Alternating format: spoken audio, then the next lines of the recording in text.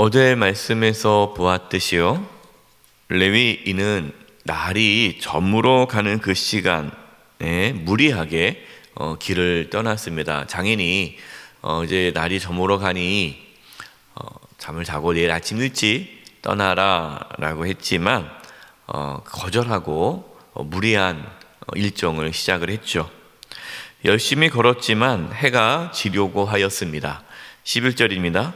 그들이 여부스에 가까이 갔을 때에 해가 지려 하는지라 종이 주인에게 이르되 청하건대 우리가 돌이켜 여부스 사람의 이 성읍에 들어가서 유숙합시다 하니, 여부스는요, 아까 이제 장인집이 이제 베들레헴입니다.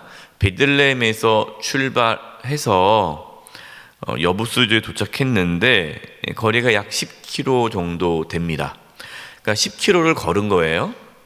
10km를 갔다라는 것은 빨리 갔다라는 겁니다. 그러니까 그렇게 빨리 걸었지만 해가 지려고 하였습니다. 그래서 종은 주인인 레윈에게 해가 지려고 하니 더 이상 가기 어렵습니다. 이 여부스 성읍에 들어가서 유숙하는 게 좋겠습니다 라고 제안을 합니다. 어떻게 보면 이제 올바른 판단처럼 보이죠. 그러나 레위인은 그 종의 제안을 거절합니다. 그 이유가 무엇입니까? 12절에 나오죠. 주인이 그에게 이르되 우리가 돌이켜 이스라엘 자손에게 속하지 아니한 이방 사람의 성읍으로 들어갈 것이 아니니 기브아로 나아가리라 하고, 여부스 성읍에 들어가지 않은 그 이유가 무엇입니까? 여부스 성읍에는 이방 사람들이 거주하는 성읍이기 때문이다 라는 거죠. 우리가 이스라엘 사람들이고 내가 레위인인데 어떻게 이방 성읍에 가서 유숙할 수 있겠느냐. 어떻게 보면요, 신앙의 결단처럼 보이고 하나님 말씀에 순종하는 것처럼 보이죠. 그러나 사실 이 레위인이 이스라엘 자손이 거주하는 성읍으로 가려는 이유는 대접을 받기 위해서입니다. 이방 성읍에서는 레위인을 누가 알아주기는 하겠습니까? 알아주지 않죠. 그래도 이스라엘 성읍에 가야 내가 레위인이다 그러면은 하나님께서 구별한 또 지파 사람이군요, 하나님의 사람이군요 하고 잘 대접해 줄 것을 기대하기 때문에 대접받고 싶어서 이제 이스라엘 사람들이 있는 성읍에 가자라는 것이죠. 근데 만약에 진짜 이렇게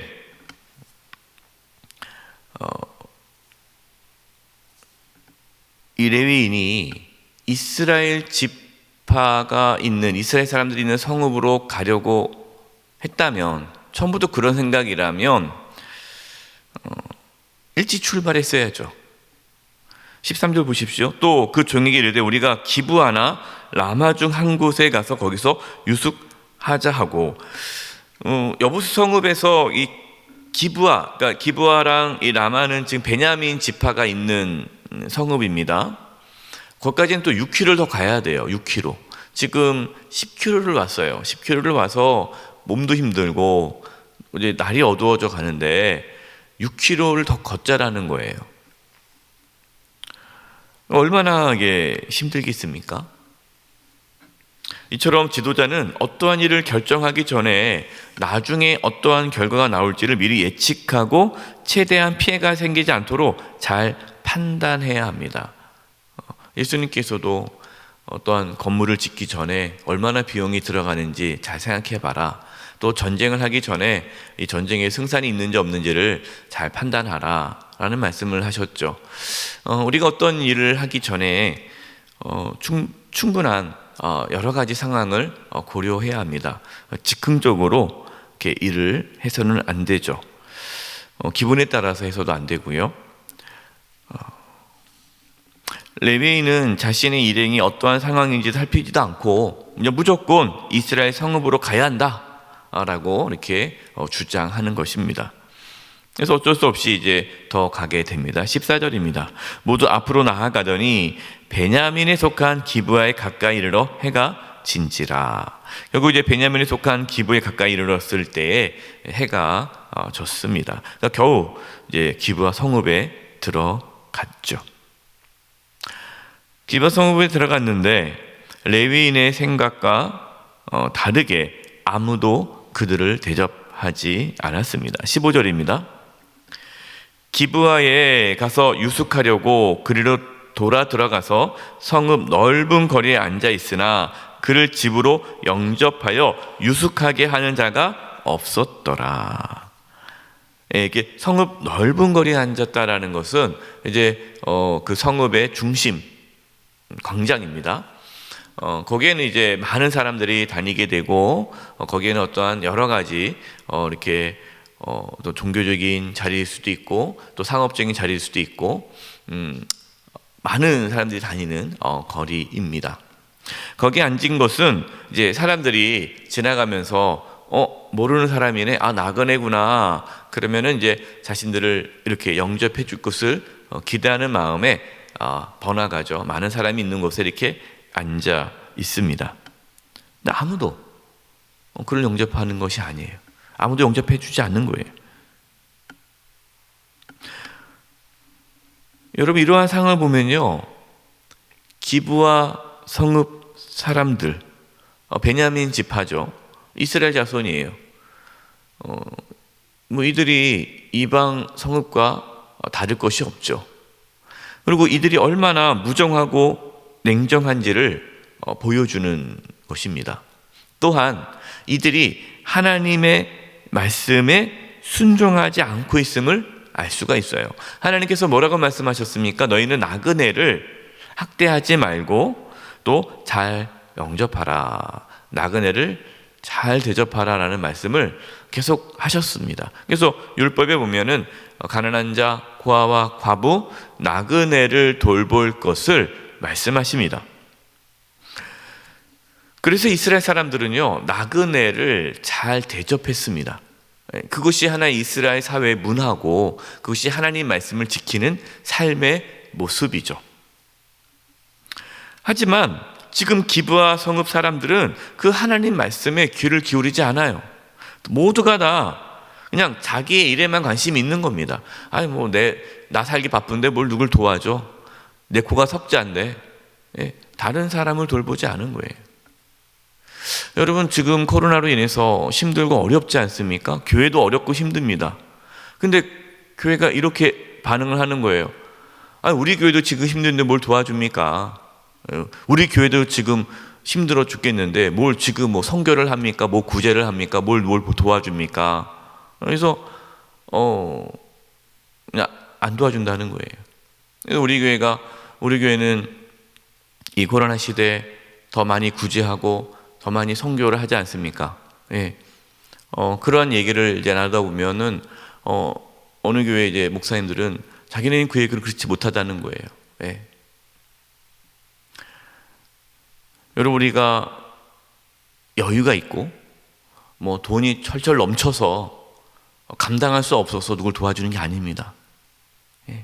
나도 살기도 힘들고 어렵지만 그러나 하나님께서는 고아와 과부와 나그네를 돌보라고 말씀하셨습니다. 고아와 과부와 나그네가 누굽니까? 힘들고 고통 가운데 있는 이웃이에요. 저희 교회가 우리 성도님들 중에 힘들고 어려운 성도님들을 한마음 한뜻 프로젝트로 해서 이제 22가정을 지원을 이번 주에 이제 했고요. 또 우리 성도님들이 또 많이 참여해 주셔서 우리 지역의 어려운 가정의 아이들에게 성탄 선물을 또 생각보다 많은 성도님들이 지원해 주셨어요. 그래서 저희가 지금 처음에는 80가정을 생각을 했는데 지금 110가정이 넘었습니다. 그래서 많은 성도님들이 이렇게 지원을 해 주셔서 너무나 감사하죠. 그것이 하나님께서 기뻐하는 일이지 않습니까? 그러나 지금 이 기브와 성읍 사람들은 그렇게 하지 않았다라는 것입니다. 여러분, 우리의 삶은 어떻습니까? 오늘 말씀에 나와 있는 이 기브와 성읍 사람들처럼 세상 사람들과 똑같이 살아가고 있지는 않습니까? 저와 여러분은 어려운 이웃을 위해 자신의 것을 내어줄 수 있는 하나님의 자녀로 살아갈 수 있기를 바랍니다. 또 우리 교회는